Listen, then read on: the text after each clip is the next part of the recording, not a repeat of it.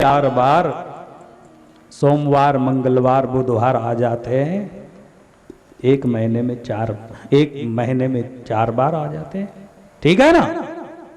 4 बार Sunday आ जाए, सोमवार, एक महीने में आ जाते हैं। वैसे ही एक बरस में ये सोमवार, मंगलवार कितनी बार आते हैं? और एक बरस में ये महीने एक एक आते, लेकिन 10 बरस में ये महीने 10 बार आ जाते हैं। 10 बार सावन आ जाता है, 10 बार भाद्रपद आ जाता है। इसी तरह की गिनती में करते करते ये 4 युग आते हैं। सतयुग, त्रेता, द्वापार और कलयुग। ये भी इसी तरह आते हैं।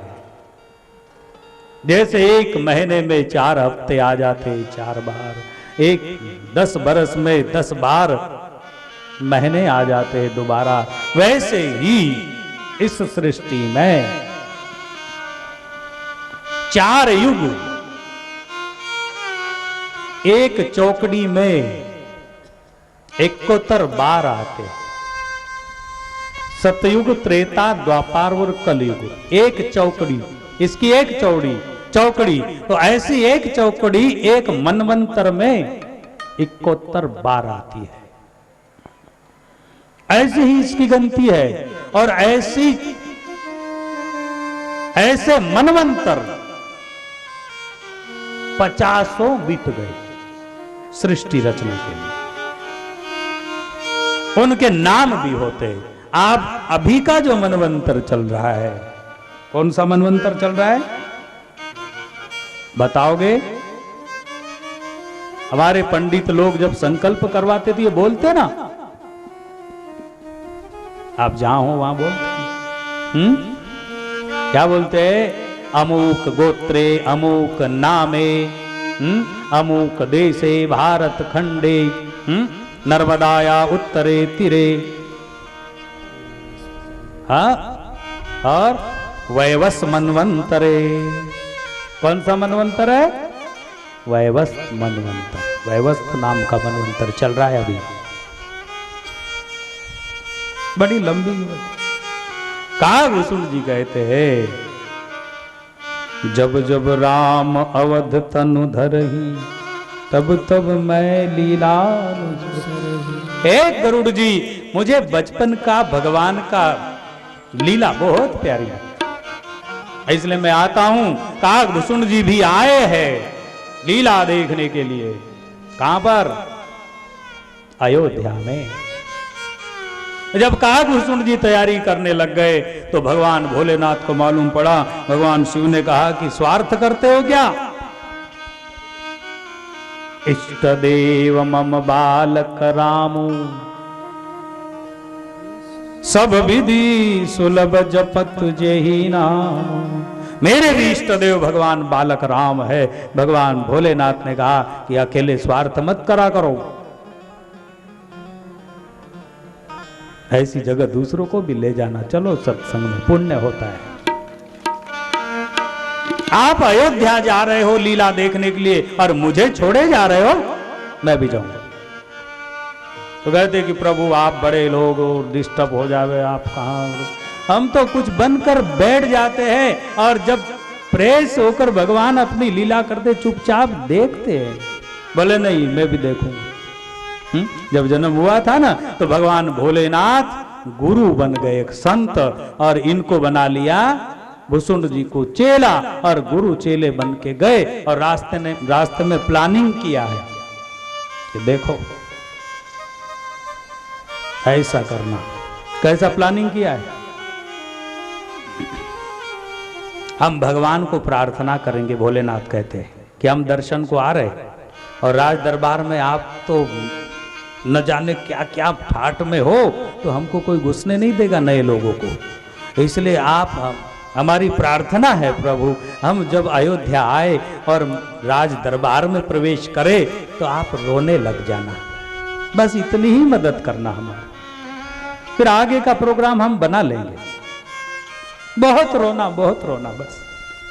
ऐसा प्रार्थना किया मानसिक भगवान शिव ने, और अयोध्या में प्रवेश किए, राज दरबार में प्रवेश किए हैं। और प्रवेश करते ही पालने में भगवान जोर जोर से उस दिन रोने, इतने रोए, सारा रनिवास घबरा गया कि बालक को हुआ क्या। दास दासियां रानियां दौड़ती है, पड़ोसन सब दौड़, बाहर दरवाजे पर कोई गुरु शिष्य खड़े हैं। धीरे से काकभूषण जी कहते, माताओं हुआ क्या, हमें भी कहिए। तो उन्होंने कहा, भी क्या बताया आपको, आज बालक राम लला बहुत रुदन कर रहे, बहुत रो रहे, पता नहीं क्या हो गया, किसी की नजर लग गई क्या रो रहे। कथा आती है, काकभूषण जी ने कहा कि चिंता की कोई बात नहीं है, चिंता की बात नहीं, हमारे गुरु महाराज बहुत बड़े ज्योतिषज्ञ है, बहुत बड़े ज्योतिष्य है, बारीक से बारीक कोई भी प्रॉब्लम हो तुरंत हल हो जाएगा और बालक शांत हो जाएगा। मैया हमें थोड़ा सा भीतर प्रवेश दिला दो हमारे गुरु महाराज को। और धीरे से नंबर लग गया भगवान भोलेनाथ का। अंदर जा रहे थे तब चेला जी पीछे से कहते, भूषण जी कि गुरुदेव देखना, क्योंकि वहां ऐसा प्रतिबंध था कि जब आपके गुरु महाराज ज्योतिषकार है तो आपका कोई काम नहीं, बाहर खड़े रहो, तो उनको ले जाओ। बाबा को ले गए हैं और जब उन्होंने प्रभु का दर्शन किया, भगवान का रोना चल रहा था, हाथ देखते, ये करते वो करते, याद आ गई कि मेरा चेला बाहर खड़ा है, उसको भी बुलाऊं। तो कहते कि माताओं, ज्योतिष की रेखाओं के गणित के अनुसार तो मैं सारा फल बता सकता हूं, परंतु आंख कमजोर हो गई है, तो वो मेरा चेला ये रेखांक देख देगा, रेखाएं मेरा शिष्य देखेगा और उसका फल मैं बता दूंगा, कृपा करके मेरे शिष्य को बुला। काकभूषण जी का भी नंबर लगा, दोनों सामने जाते ही रोना बंद हो गए। एक जोगी आयो है तेरे द्वार, दिखा दे मुख लाल का, ओ मैया दिखा दे मुख लाल का। एक जोगी आयो नी तेरे द्वार, तेरे पलने में पालनहार, दिखा दे मुख लाल का, ओ मैया दिखा दे मुख लाल का। लिए अखियों में प्यास जोगी करे अरदास, बड़ी दूर से आयो लेके दर्श किया। लिए अखियों में प्यास जोगी करे अरदास, बड़ी दूर से आयो लेके दर्श किया। अरे मैया ऐसा, हे मैया आज हरि और हर का मिलन है। क्या है? हरि और हर का मिलन है। हे मैया, मैया ऐसो संजोगन काल, दिखा दे मुख लाल का। एक जोगी आयो री तेरे द्वार, एक जोगी आयो री तेरे द्वार, दिखा दे मुख लाल का। भगवान तो कैलाश से आए हैं, लेके अखियों में प्यास जोगी करे अरदास, बड़ी दूर से आयो लेके दर्श किया। हे मैया ऐसो संजोग न टाल, आज हरिहर का मिलन है। एक जोगी आयो री तेरे द्वार, एक जोगी आयो री तेरे द्वार, दिखा दे मुख लाल का। ओ मैया दिखा दे मुख लाल का। रख ले ही मैया कहती है कि कुछ दान दक्षिणा दे दो। राज दरबार है, वहां हीरे मोती की क्या कमी है? हीरे मोतियों की थाल बाबा को दक्षिणा दे दो। रख ले हीरे मोती तेरे, रख ले हीरे मोती तेरे, ये पत्थर किस काम के मेरे, ये पत्थर किस काम के मेरे। जोगी हो गया, हो जोगी हो गया माला माल, निरत मुख लाल का। जोगी हो गया माला माल, निरत मुख लाल का। एक जोगी आयो मीठे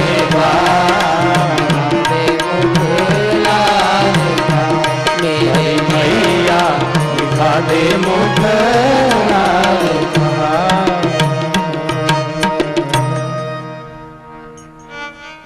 रख ले हीरे मोती तेरे, ये पत्थर किस काम के मेरे। जोगी हो गया माला माल, निरख मुख लाल का। ओ मैया मैं निहाल हो गया। भगवान दर्शन करते हैं। बाहर बैठे हैं काग भुसुंड जी, और काग भुसुंड जी बार बार दर्शन को आते हैं क्योंकि वो बाल लीला देख। एक दिन ऐसी घटना घटी, काग भुसुंड जी महाराज कौवे के रूप में बैठे हैं, फुदक फुदक कर भगवान के सामने उछलते हैं, भगवान उनके साथ खेलते हैं।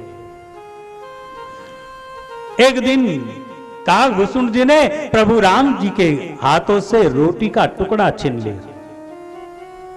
अद्भुत बात है महाराज। काग के भाग बड़े सजनी, हरि हाथ सो ले गयो माखन रोटी।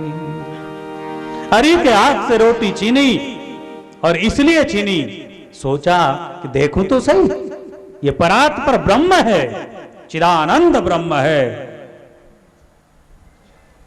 देखूं। और रोटी जैसे छीनी, वैसे ही फूट फूट कर छोटे से राम लला रोने लगे, बिलखने लगे, मचल मचल कर रोने। उनका रुदन देखकर, उनका मचलना देखकर काग भुसुंड जी की बुद्धि चकरा गई। अब वो बुद्धि के बाहर का विषय हो गया, उसकी बुद्धि तटस्थ हो गई। ये क्या देख रहा हूं मैं? एक टुकड़ा छीना है, उसके लिए ब्रह्म रो रहा है। शायद मेरे देखने में गलती है, या ब्रह्म ही नहीं है। अब काग भुसुंड जी की बुद्धि में गड़बड़ा गई है बुद्धि। बंधुओं, कोई समझे कि मैं बहुत बुद्धिमान हूं, और वो ईश्वर लीलाओं में अगर हस्तक्षेप करने की कोशिश करे तो खबरदार, बुद्धि गड़बड़ा जाएगी, बुद्धि भ्रष्ट हो जाएगी। इसलिए कभी भी सत्कार्य में, धर्म कार्य में, सज्जनों के साथ बुद्धि से लड़ाई मत करना,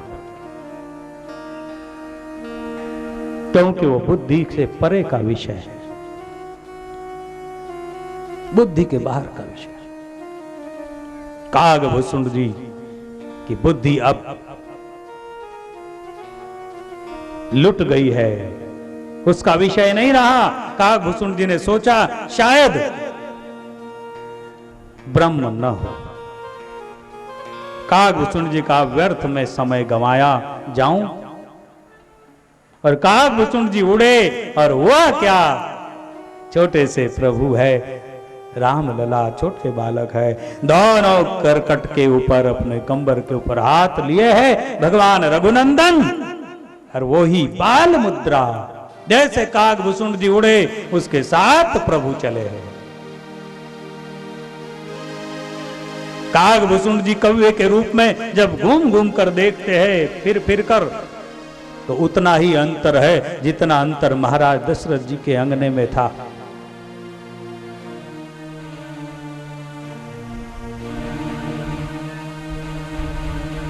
ऊपर वाले सातों लोक घूम लिए, जनलोक, महलोक, तपलोक, भूलोक, भूवरलोक, जन, तप, मह, ये सारे 7 लोग। लेकिन कहीं बात नहीं बनी। जहां देखे वहां अंतर उतना ही। प्रभु अपने इस पर हाथ रखे हैं और रो रहे हैं। और एक बात नवीन, रोना भी बंद नहीं है। जैसे रो रहे थे महाराज के अंगने में, रुदन चालू है। काकभूषुंड जी घबराया, 7 लोकों में घूम कर आया, लेकिन मूर्छित होने की बेला आई। और कथा आती है, जब काकभूषुंड जी मूर्छित हुआ और गिरा, तो महाराज दशरथ जी के अंगने में छोटे से लल्ला रो रहे और मूर्छित होकर काकभूषुंड गिरा है, पड़ा है। जब आंख खुली तो वही दरबार है जहां से गए थे। अद्भुत है बात। तब काकभूषुंड जी ने परमात्मा की लीला का महिमा गाया। हे गरुड़ जी, खगराज गरुड़, बहुत बार मोही नचावा।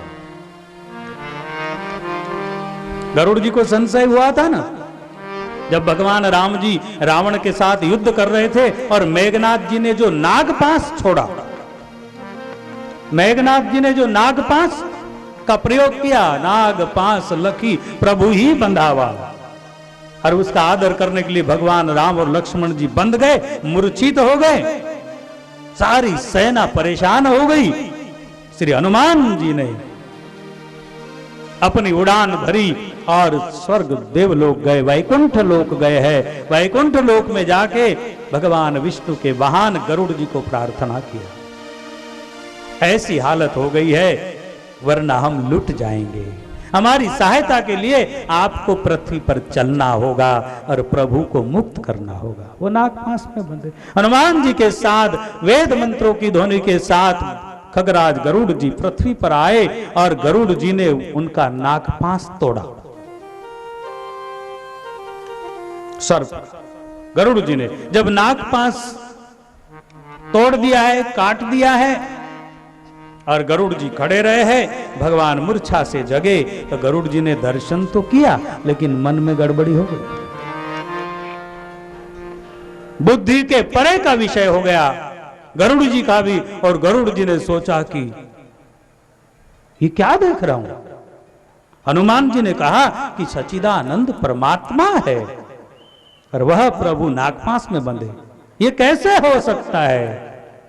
परमात्मा होकर के नागपाश में बंधे और मेरे जैसा प्राणी उनकी मुक्ति करे, मेरे समझ में नहीं आ रहा है, ये कैसे परमात्मा है। बस गरुड़ जी का माइंड डिस्टर्ब हुआ, गरुड़ जी भागे इसको उसको पूछने के लिए। ब्रह्मा जी के पास गए, शिव जी के पास गए, सब भगवान शिव ने कहा कि मुझे भी नचाया है।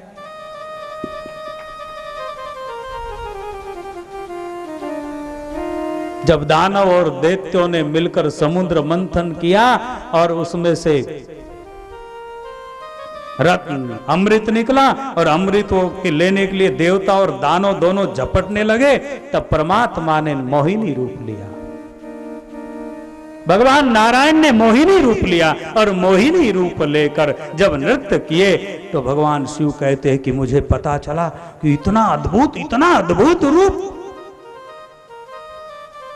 एक बार मैंने भी कहा, भगवान मुझे भी एक बार मोहिनी रूप दिखाओ। भोलेनाथ कहते, भगवान हंसते कहे, नारायण कहते कि वो एक खेल है, एक लीला, आप क्या करोगे उसे? बोले नहीं, मैं देखना चाहूंगा, मैंने बहुत स्तुतियां सुनी है, मोहिनी रूप देखना चाहूंगा। प्रभु आप क्यों जिद कर रहे हो? भगवान नारायण शिव की उपासना करते, शिव नारायण की उपासना। हरि हरा नाही भेद, एक ही रूप के 2 रूप है। भगवान नारायण कहते कि रहने दो, शिव कहते कि नहीं मेरी इच्छा हो गई, मैं देखूं एक बार आपने मोहिनी रूप कैसा लिया।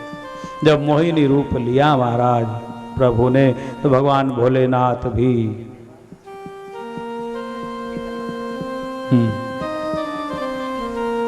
इसलिए भगवान शिव ने गरुड़ को कहा कि बावले तू ही भागते फिर रहा है, कोई नई बात नहीं है, हम जैसे भी भागे हैं। नारद के पास गया तो नारद ने कहा कि अपने बस की बात नहीं है, तुझे समझाना। धीरे से कहते कि एक काम करो, हिमालय में नील पर्वत के ऊपर खगराज कागभुसुंड जी विराजते हैं, उनके चरण में जाओ और राम कथा सुनो, शायद आपकी बुद्धि ठीक हो जाए।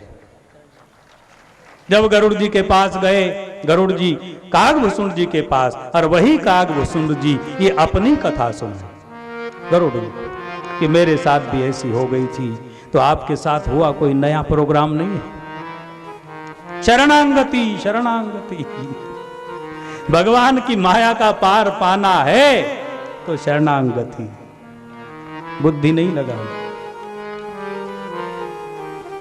बच्चों को बाप की संपत्ति, बाप की तिजोरी की चाबी देखना है और माल देखना है तो बाप के आगे नतमस्तक हो जाना। आप कहोगे ऐसा, आप कहोगे ऐसा, बाप पिघल जाएगा और एक दिन धीरे से कहेगा कि ठीक है। और दादागिरी की तो फिर हम ऐसे बाप लोगों को सावधान करते, जो भी माता पिता है संतानों के मोह में आके पूरा पूरा चाबी कब्जा मत देना, नहीं तो ऐसी हालत खराब होती है। अपने 2 आश्रम है और दोनों आश्रमों में अखंड कीर्तन चलता है और वहां प्रेमी लोग आते हैं, अच्छे अच्छे लोग, बोले घर से निकाल दिया गया बहू और बेटे। ठीक है, कुछ ना कुछ पुण्य किए होंगे तो वो भी जगह मिल गई, नहीं तो वो भी नहीं मिलती। कोई पुण्य हो गए वो भी मिल गई कि करो भजन, भजन करो, भोजन करो, आनंद करो। बड़ी मुश्किल है महाराज, इतनी मुश्किल है कि वृद्ध आश्रम खुले हैं तो कहीं वृद्ध आश्रमों में भी फी ली जाती है, फुगट में बूढ़ों को भी नहीं रखा जाता है कहीं जगह। तो इसलिए पूरी चाबी मत देना, सावधान रहना। बच्चे लोग नाराज होंगे हम पर, लेकिन तुम भी बूढ़े होगे तो तुम भी ऐसे ही करना, नाराज होने की बात नहीं। पूरी चाबी दे। बहुत मजे आते हैं कई लोगों के, बहुत मजे आते। कहा भैया मैं सत्संग में जा रो छू, देव जी का 10-20 रुपया। श्री राधे। अब तू कहीं उठो जी सत्संग में जाए जो, सारी गामेर लोग चक गए, गपचाप बैठ। फिर दोस्त आया, काम मांगू भैया, जय हो। तू सत्संग में गयो को नहीं? राधे राधे। अब कहीं सत्संग तो सारी सत्संग निकल रो छे, कहीं बताऊं भैया। जय हो। पोरिया कन लेन गयो तो बोडी बते जी सारो की दी जय देनी पर। जय हो। श्री राधे। बैठ गो नर्वस है तानी। राधे राधे। ऐसा होगा, ऐसा होगा। इसलिए जो लूट गए लूटने दो, भगवान पर भरोसा करो। ज्यादा आफत पड़ती हो, ज्यादा फजीते होते हो तो आश्रम में आ जाओ, हरि कीर्तन करो, सब व्यवस्था है। और जो नहीं लूटे हैं वो ध्यान रखना, लूट मत जाना। देखो हमारे सेठ जी लोग बैठे हैं, उन्होंने रखा है अपना अपना, बिल्कुल इधर हाथ नहीं लगाना, चला ठीक है। मैं ये नहीं कहता हूं कि वो सभी दबा के बैठना और कुछ भी मत देना, तो भी पाप लगेगा आपको। लेकिन कुछ दबा के रखना, सब मत देना। आज का माहौल बहुत खराब है, बहुत खराब। क्या बात कर रहे थे, क्या बात कर रहे थे?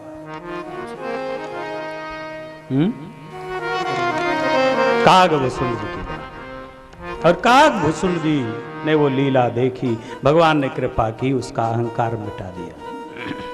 फिर कथाएं आगे बढ़ती है। रामचरितमानस का दर्शन कर रहे अपन कम इसमें।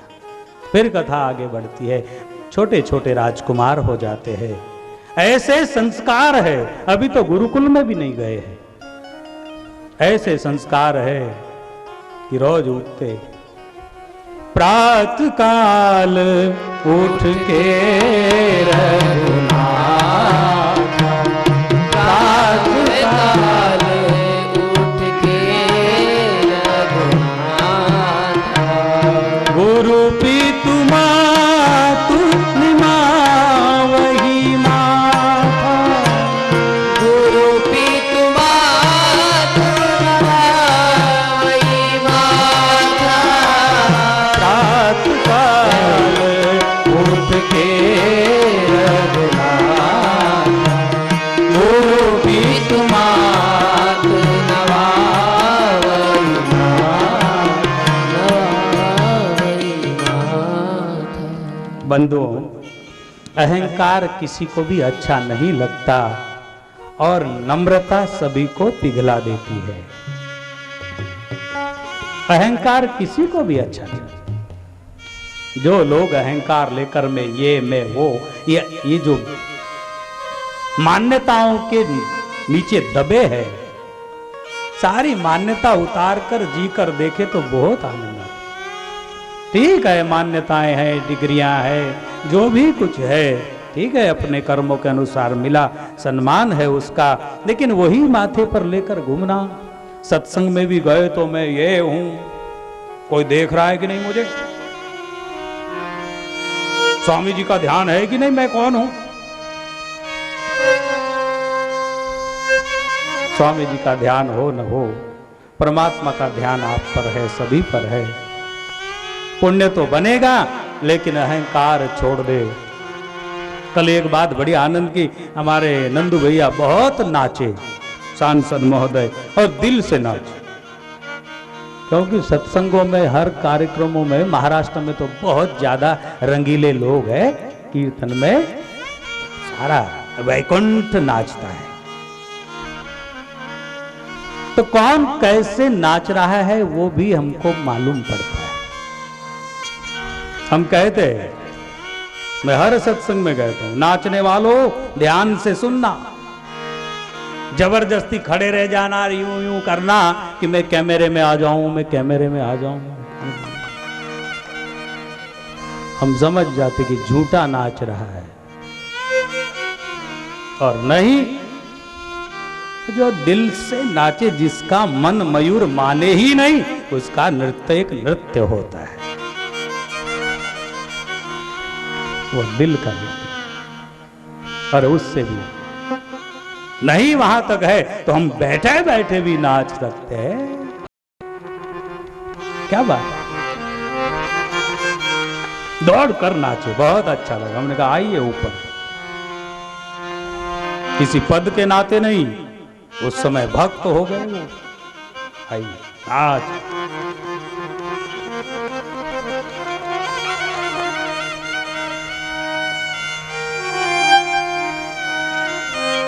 इसलिए चर्चा कर रहे हैं अपन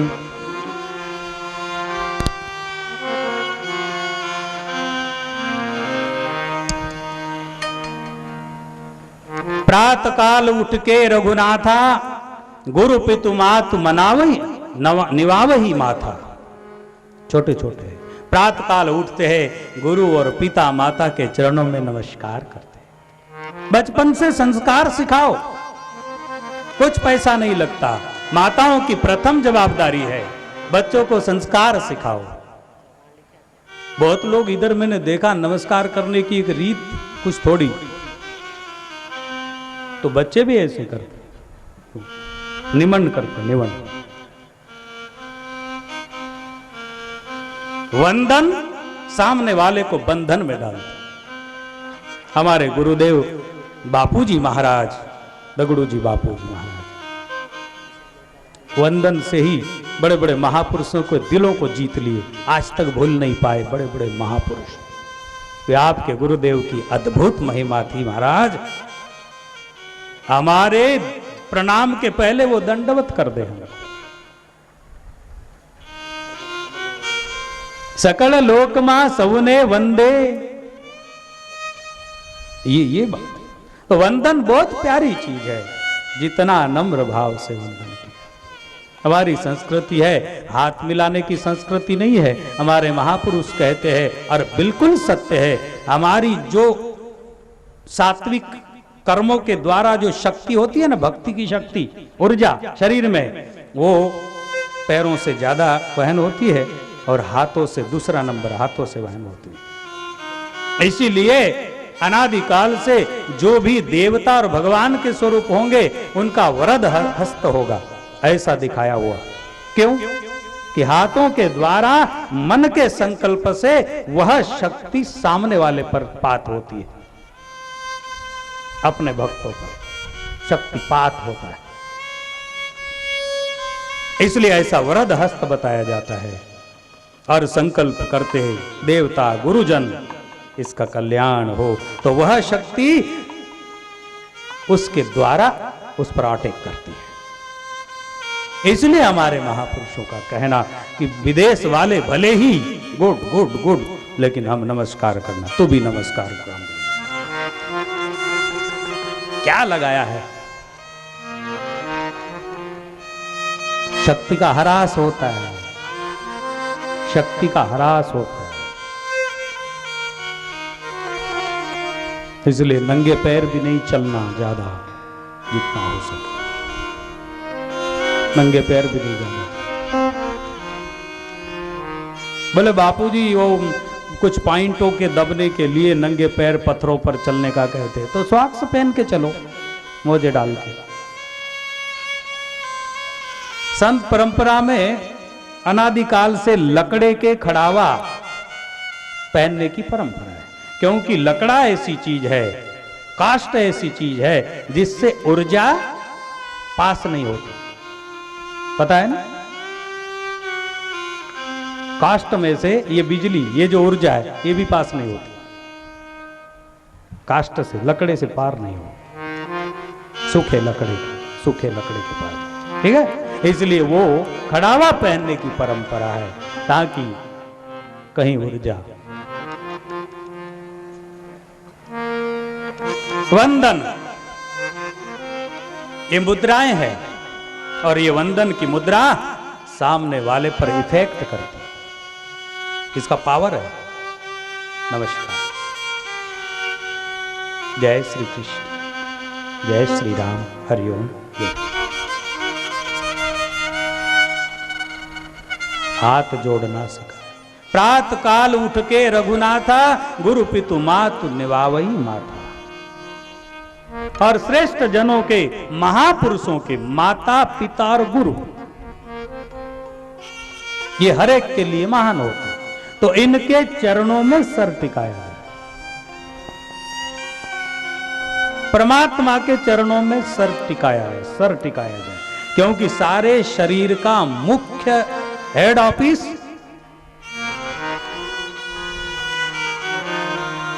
कहां है? सर है, इसी से संचलित होता है सारा। इसमें डिस्टर्ब हो गया तो गया काम से। ये अगर ठीक है तो फिर ओके है, कोई बात नहीं। इसलिए इसका भी अपमान न करे, लालच के कारण, स्वार्थ के कारण, सामने वाला कोई लायक नहीं है, फिर गए टोपी निकाले, फेंटारो के चरणों, सेठ जी मैं आपके चरणों में सिर टिकाता हूं, सेठ जी मेरी लाज रखो। क्या सेठ जी खाक लाज रखेगा? काम से काम, बात से बात, ये सर नहीं झुकेगा हर जगह। जो दर दर झुकता फिरे वो भी सर नहीं, और जिस दर पे सर ना झुके वो दर नहीं। आपकी आत्मा से पूछो, क्या झुक जाऊं? तो झुक जाओ। भय के कारण, किसी कारण नहीं। महाराष्ट्र के देखो, राजे शिवाजी महाराज को जब बंदी बना लिया गया, हाँ, मिलने के लिए गए दिल्ली, जिस खिड़की से जाना था उन्होंने सर नहीं झुकाया। सर नहीं झुकेगा।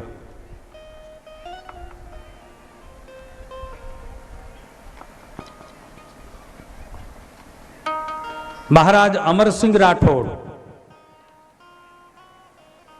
बादशाह ने दरबार में बुलाया, आमंत्रित किया, गए कि ये राजपूत क्षत्रिय ऐसा खतरनाक है, सर नहीं झुकाता। ऐसी व्यवस्था की कि बड़ा गेट बंद कर दिया जाए और छोटी जो खिड़की है उसमें से लाया जाए।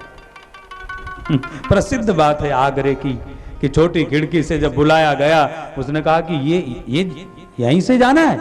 बोले हुजूर यहीं से जाना है। दूसरा गेट बंद हो गया, यहीं से जाना है। अच्छा तो फिर हमको दूसरे तरीके से जाना पड़ेगा, क्योंकि ऊंचे पूरे इंसान उसमें जा नहीं सकते खिड़की में से। उन्होंने कहा ठीक है, पहले पांव घुसाए और उस ऐसे घुसे, बजाओ तालियां। पहले दोनों पैर डाले और फिर गए अंदर, फिर खड़े होकर गए। बादशाह को पता चला हद कर दी, योजना बनाई, उस योजना को भी पार कर गया बंदा। तो ये भी मत करना, लल्लू पंजू छोटे मोटे सेठ साहूकार छोटे मोटे अफसर छोटे मोटे जरा सी गलतियों में सर झुका, क्या सर झुका नहीं, बात से बात करो, गुनाह है उसकी सजा जरूर भोगेंगे। व्यवहार करना है तो व्यवहार की बात करो, ये आदर्श है हमारा, इसको क्यों झुकाते फिरते? हाँ नमस्कार, दिल से सामने वाले का सम्मान करो, सम्मान करो। और जहां सर झुकाने की जगह है फिर वहां कोई कंजूसी नहीं करना, फिर वहां सर को सौंप देना, ये आपके चरणों में है, अब क्या बख्शीश देना है दीजिए, ये आपके चरणों में।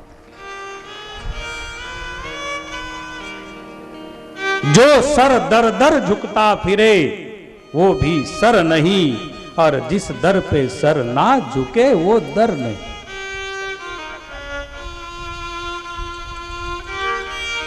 संस्कार डाले हैं, कथा आगे बढ़ी है राम राज्य की, और आगे चल के भगवान ने गुरु विश्वामित्र के यहां शिक्षा के लिए गए हैं। संत ने जान लिया कि भगवान है, इसलिए गुरु विश्वामित्र ने मांग की है कि हमको राम चाहिए। महाराज दशरथ जी ने कहा कि सब कुछ दे सकता हूं, राम नहीं दे सकता हूं। सब कुछ लूट जाए चलेगा, अपना सत्य नहीं लूटना चाहिए। हमारा जो सत्य है, हमारा जो सिद्धांत है, हमारा जो धर्म है, स्वधर्म, वो धर्म पर आंच नहीं, वो नहीं छोड़ना, बाकी लूट जाए वो नहीं छूटे। महाराज दशरथ जी कहते हैं विश्वामित्र जी से, सब सुत मोही प्राण के नाई, राम देख नहीं बनत गोसाई। सब सुत मोही प्राण के नाई, राम देख नहीं बनत गोसाई। देह प्राण के प्रिय कछुनाही, सो मुनि देव निरमिष एक बार।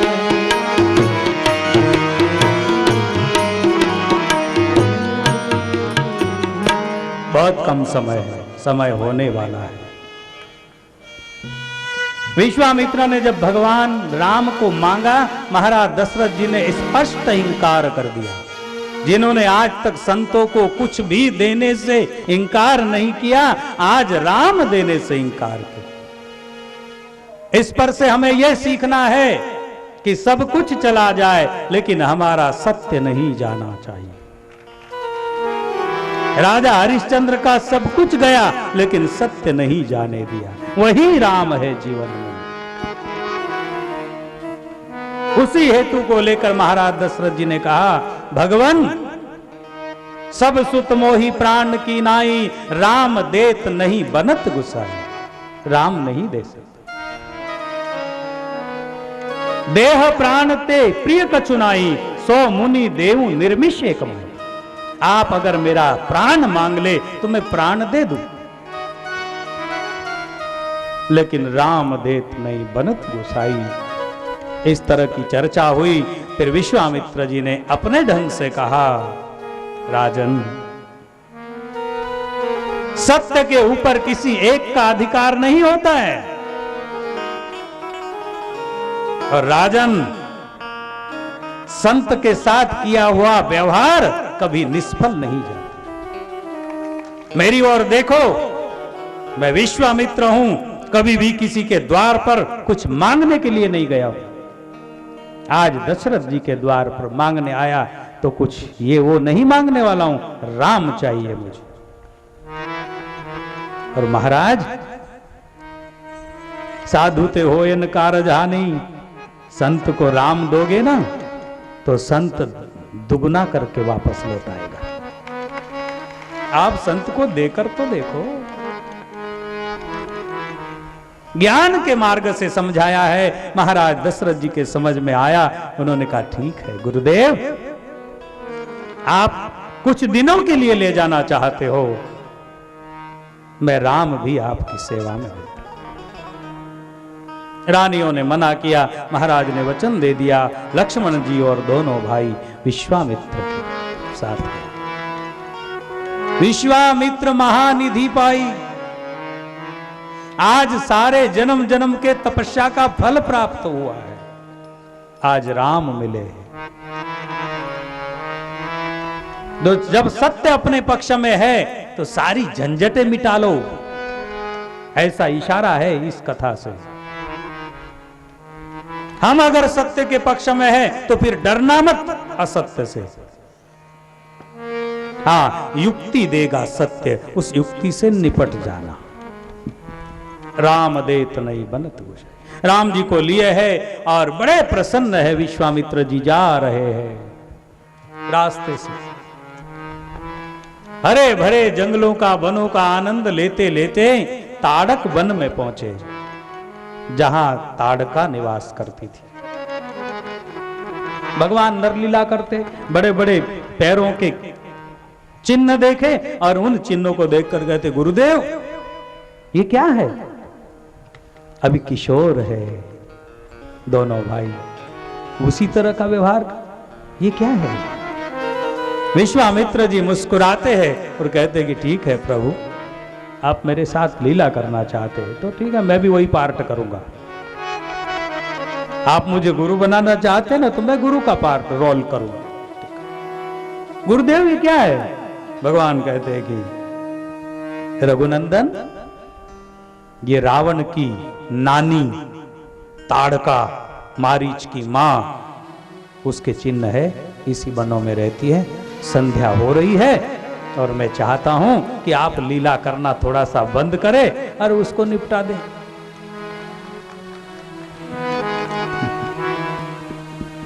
हाँ, उतने में तो ताड़का का आवाज आया, शोरगुल करने लग गई, तूफान करने लगी, पत्थर फेंकने लग गई।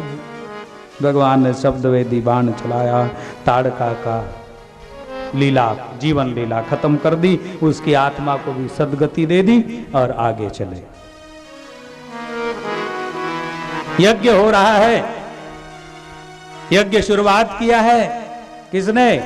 विश्वामित्र जी। उनके शिष्यों ने पूछा, गुरुदेव क्या आप में वो शक्ति नहीं है कि ये यज्ञ को नाश करने वाले असुरों को आप रोक सको, लौटा सको, मार सको? विश्वामित्र कहते हैं, वो शक्ति मुझ में है, परंतु मैं धर्म अनुष्ठान कर रहा हूं। इस वक्त तक क्रोध करना वर्ज्य है, मना है, मैं क्रोध नहीं कर सकता। और फिर 3 लोगों के नाथ संभालने वाले हैं, पीछे आ रहे हैं, मैं क्यों झंझट करूं? दोनों भाइयों ने पहरा देना शुरू कर दिया यज्ञ मंडप के, और असुर लोग आए, मारीच, सुबाहु, कुछ कुछ डालने लग गए हैं यज्ञ कुंड में। भगवान ने सबका निकाल लगा दिया, अब मारीच बचा है। भगवान ने सोचा कि इसको रहने दो, आगे भी काम पर लगने वाला है। बिनु परवान राम ते ही मारा, सत जो जन का सागर पारा। बिनु परवान राम ते ही मारा, सत जो जन का सागर पारा। सत जो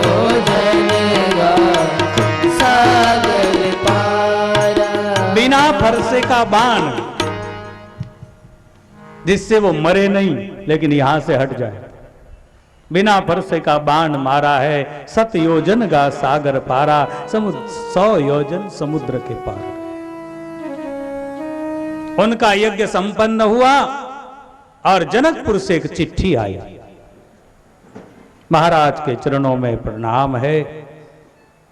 महाराज जनक जी का संदेश है, प्रार्थना है कि आप हमारी बेटी जानकी के स्वयंवर में पधारे अपने सहचरों के सहित।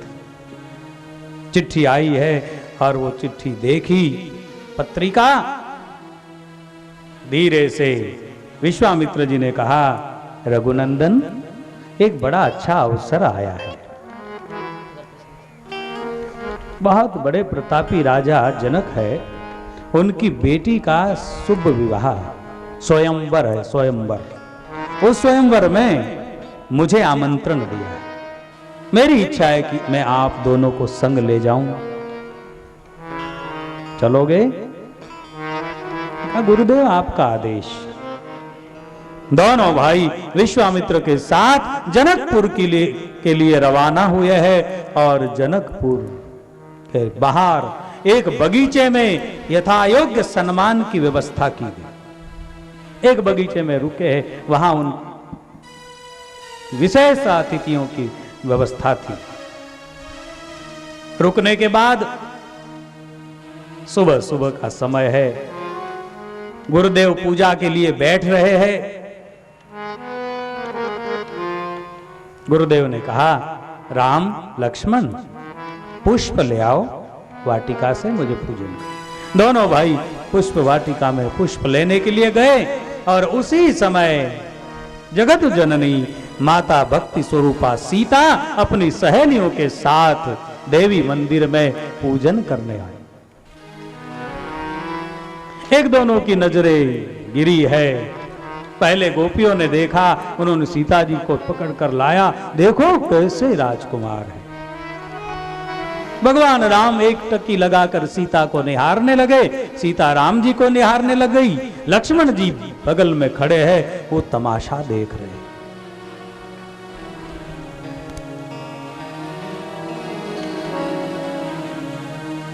तमाशा देखने लगे कि आज तक कभी ऐसा नहीं हुआ।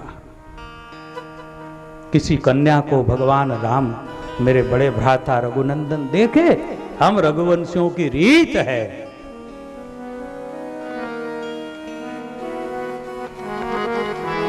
और तरुण अवस्था में कोई युवक कोई युवती को देखे, वो दोष युक्त है, उससे आंखों के द्वारा विकार उत्पन्न हो सकता है। ठीक है, आपका पक्का सौदा ही हो गया है शादी का, उसके बाद देखे वो एक अलग बात है।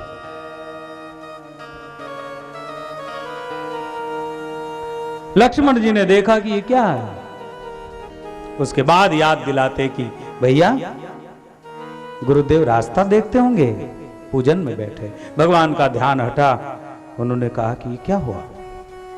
अचानक ही मैं उस राजकुमारी की ओर देखने लगा।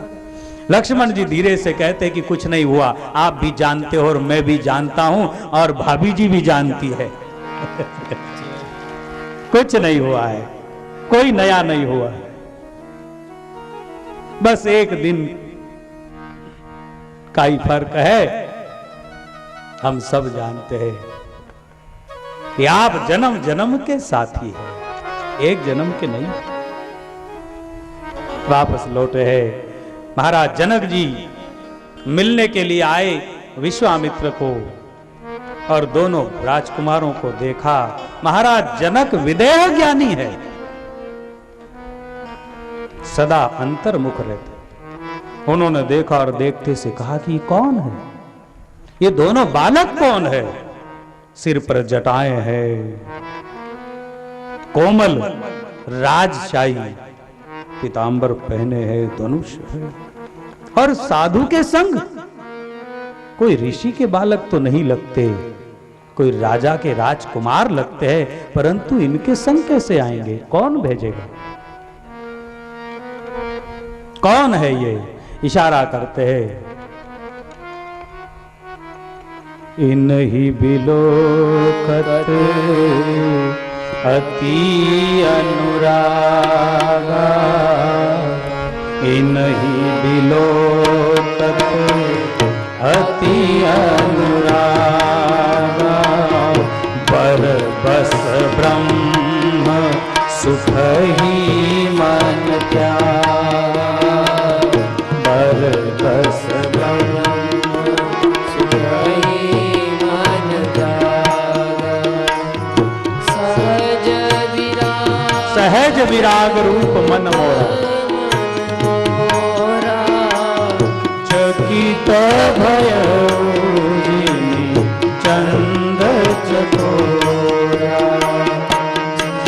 महाराज दशरथ जी कहते हैं, इन्हीं बिलोकत अति अनुरागा।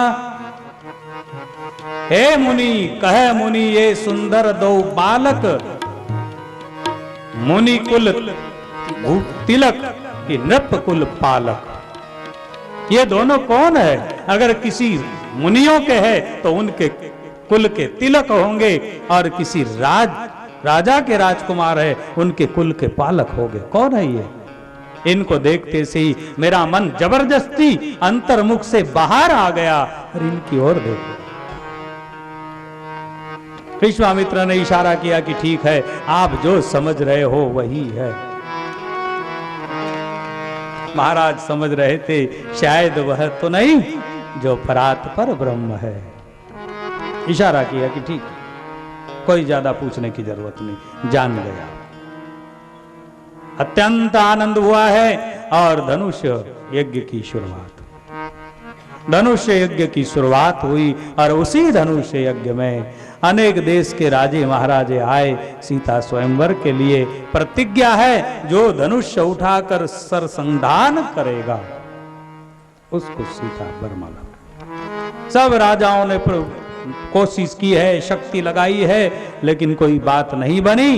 महाराज जनक जी निर्वश हो गए हैं। उन्होंने कहा कि मुझे क्या पता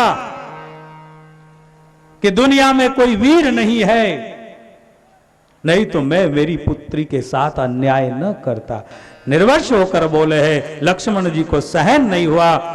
लखन लाल जी उठे, छलांग लगाई है, महाराज खबरदार, जिस सभा में एक भी रघुवंशी बैठा हो वहां पर ऐसा बोलना अनुचित है। भगवान राम जी ने इशारा किया, अरे अरे बैठ बैठ बैठ, गड़बड़ नहीं करना, बड़े लोगों की सभा है। चुपचाप बैठ गया। विश्वामित्र तो भीतर खुश है, बराबर कह रहे,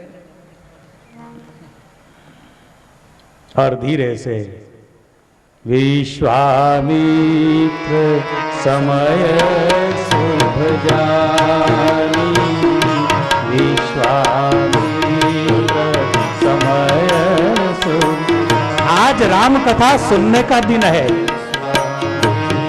समझ गए ना?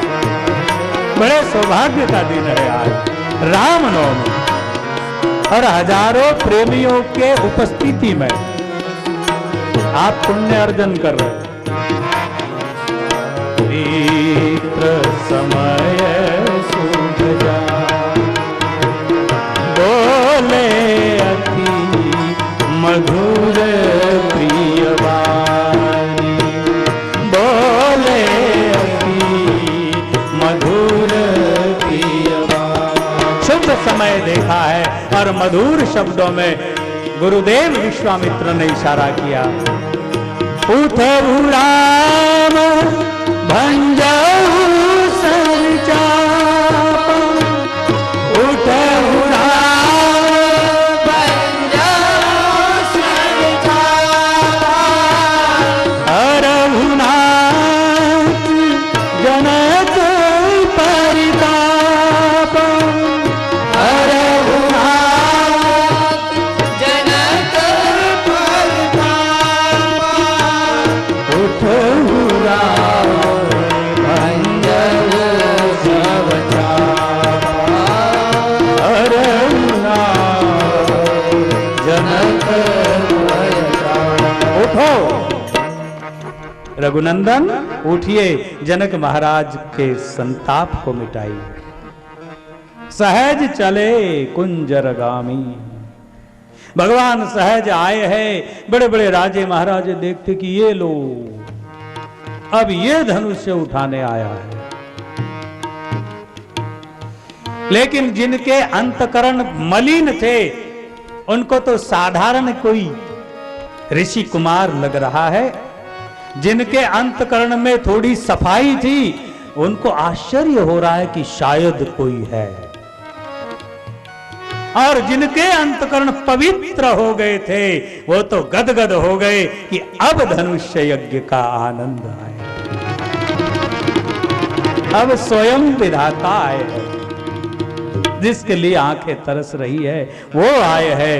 तो इस प्रकार की जाकी रही भावना जैसी, जाकी रही भावना जैसी, प्रभु मूरत देखी तीन जैसी, प्रभु मूरत देखी तीन जैसी, जाकी रही भावना जैसी, प्रभु मूरत देखी तीन जैसी। बस सोच ही रहे थे लोग, और न जाने कब धनुष्य के पास पहुंचे, कब धनुष्य को हाथ लगाया, कब धनुष्य पर बाण चढ़ाया और सरसंधान हो गया, धनुष्य भंग हुआ।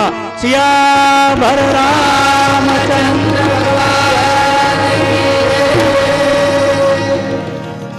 बाजी घोर धुनि घोर कठोरा, धनुष्य भंग हुआ है, ब्रह्मांड कांप उठा, धनुष्य भंग हुआ। हमारे महापुरुष कहते हैं कि धनुष्य भंग हुआ, एक धनुष्य को लेवे और भगवान तोड़ देवे, ये कोई बड़ी बात हो गई क्या? इसमें कोई सार गर्भित बात है, और सार गर्भित बात यह है कि धनुष्य के बहाने भगवान ने सारे दुनिया भर के राजे जो बैठे थे, सबके घमंड को तोड़ा। धनुष्य तोड़ने की क्या बड़ी बात, सबके घमंड को तोड़ा है। भगवान अहंकार को तोड़ते हैं। उसके बाद जैसे ही अहंकार टूटे, वैसे ही ईश्वर की भक्ति प्राप्त हो जाती है। क्या हो जाती है? ईश्वर की भक्ति प्राप्त हो जाती है। और माता भक्ति स्वरूपा है, वो अहंकारी राजाओं को मिलने वाली चीज नहीं है, वो साक्षात भक्ति है। वो तो भगवान को ही वर्ण करती है। भक्ति किसे वर्ण करती है? भगवान को वर्ण करती है। और माया जीव को वर्ण करती है।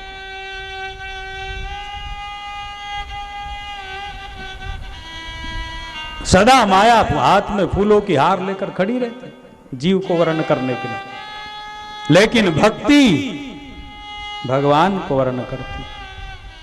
और जिस जीव में भक्ति जगेगी, वो भगवान तक पहुंचेगा, भक्ति पहुंचाएगी। बड़े गूढ़ अर्थ है महाराज शास्त्रों में।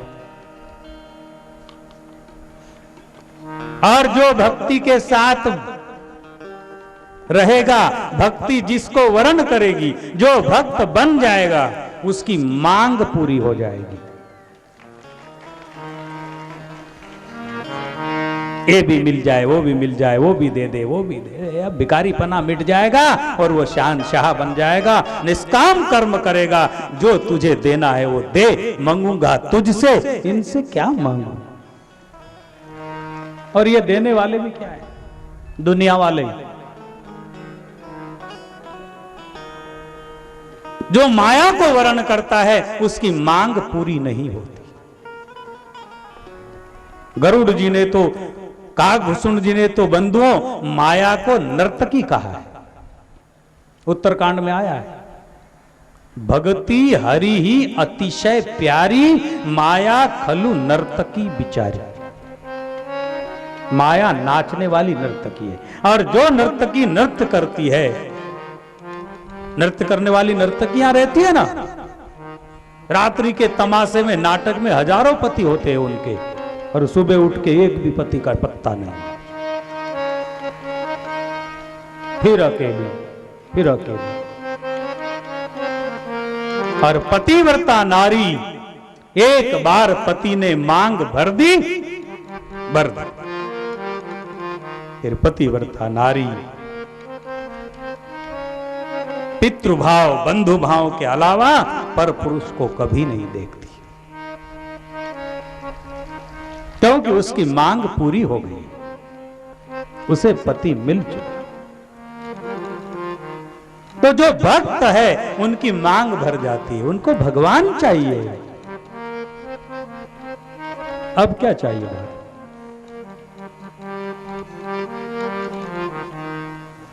ठीक है, समय हो गया और मैं क्या करूं, भगवान का विवाह हो गया है। माता जानकी जी ने रघुवर अवध